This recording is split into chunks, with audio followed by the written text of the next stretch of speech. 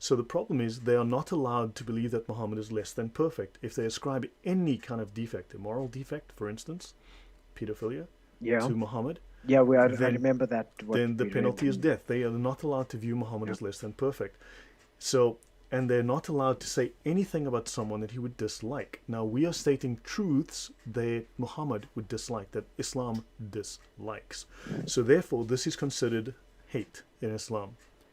Understand? Now, Yeah, so unfortunately, as it, yeah, Paul, long you question, know, just pause. So, they're in the yeah, position of yeah, having, sure. so because the Sahih shows moral defects in Muhammad, because the Sahih shows crimes of Muhammad, like torturing a man to death for money, right? Sex with a child, these things morally impugn Muhammad. They morally indict Muhammad. Now, unfortunately, because of this contradiction, they have to reject, they have to lie about and reject their own sources to defend Muhammad. This forces them to lie about their own religion. Yes, you're saying? Yeah, and that's the struggle here. I think that even in my videos, one of the things that I did make a distinction early on in my apologetical career is that there are two types of skeptics: an honest skeptic and a dishonest skeptic.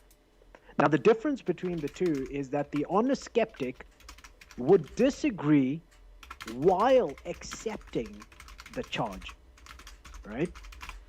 The dishonest skeptic would disagree while rejecting the charge. And so what happens is that then discussing with a person who is a dishonest skeptic becomes an exercise in futility. It's a waste of time. We have shown, Lloyd has clearly shown, taken us through. He's done. He's 11 years he's been within the Islamic community studying for a very long time, I must say, and 3 years specializing in Sharia law. That is no joke. For us to for us to be exposed to such, material, we must take this seriously. We have to, as honest and as integrally as we can, without hate, without any you know how can I say, disfavor toward the Muslim community.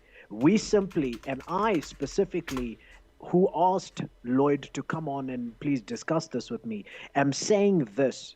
The reason why we talk about these things, objectively showing from within the sources, is the reason because I want to answer the question, why do I not return back to Islam? And the reason being is this is one reason that there is this stain, this really dark stain of immorality that is like all over, the covering of Islam, that I cannot look past the stain. I really just can't. And so for me, I hope that this one reason gives my Muslim viewers enough of an answer. Why do I continue to reject and not come back to Islam? That's all I wanted to say. Is there anything that you wanted to say, Lloyd? No, that's it from me. Look, I actually find it incredibly draining to read this kind of thing. It's really difficult. Yeah. People understand it. It's actually really emotionally draining. It also makes me very angry, and this is the reason that I do what I do. Just this, I needed to speak up. I needed to speak out, and I want to show Muslims this is the truth of your own religion. You need to own this. This is Yeah. your Sharia law. You want to impose this on the world. You expect us to follow it, so accept the truth of it.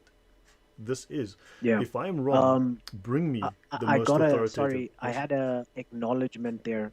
That's very sweet of End Time 2016. He says, um, Lloyd and the Crosstalk, thanks for your lesson. Shame, man. Thank you. You're welcome. End Time 2016. You're welcome. Thank you. Intime's a long-time supporter of the channel, and I really appreciate his ongoing support and kind words. So yeah, understand, guys. We have provided all of the Yeah. references. I can make more available. At some point, I'll probably tackle this on my own channel over 2 or 3 episodes to go in detail through everything, show you exactly where it is, what all the books, make every single of one of my references available. If someone could collect all the hadith that speak of Aisha's age and send me a list by email, that would be appreciated. I actually have it somewhere, but heaven knows where I put it. So if someone can just collate all that into one document and send it to me, that would be great. And I can go through every source, and I will do a show on Islam and women.